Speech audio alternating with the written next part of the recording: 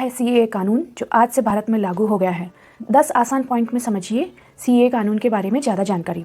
संसद में पारित होने के 5 साल बाद मोदी सरकार ने नागरिकता संशोधन अधिनियम लागू कर दिया है। इसके लागू होने से भारत में कई चीजें बदल जाएंगी। गृह मंत्रालय की ओर से सीएए को लेकर नोटिफिकेशन जारी कर दिया गया है। एक बार इसके नियम जारी हो जाने के बाद प्रधानमंत्री नरेंद्र मोदी सरकार 31 दिसंबर 2014 तक भारत आए बांग्लादेश, पाकिस्तान और अफगानिस्तान के प्रताड़ित गैर मुस्लिम प्रवासियों, हिंदू, सिख, जैन, बौद्ध, पारसी और ईसाई को भारतीय नागरिकता देना शुरू कर देगी। सीएए को दिसंबर 2019 में संसद में पारित किया गया था और बाद में इसे राष्ट्रपति की तरफ से मंजूरी भी मिल गई थी, लेकिन इसके खिलाफ देश के कई हिस्सों में विरोध प्रदर्शन शुरू हो गए थे।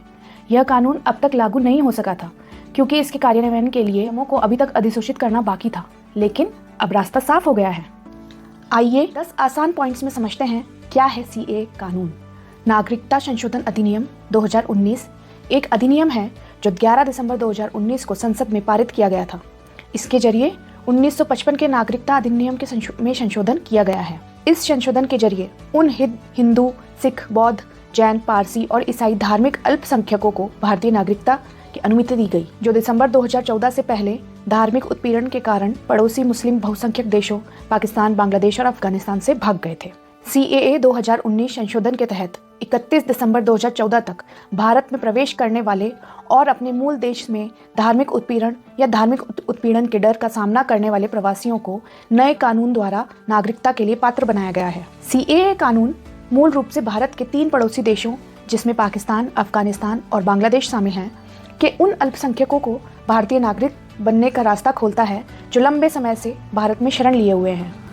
सीएए के उन विदेशियों को अवैध प्रवासी माना गया है जो इंडिया में बिना पासपोर्ट और वीजा के घुस आए हैं। इस प्रकार के प्रवासियों को 6 वर्षों में फास्ट ट्रैक भारतीय नागरिकता प्रदान की जाएगी।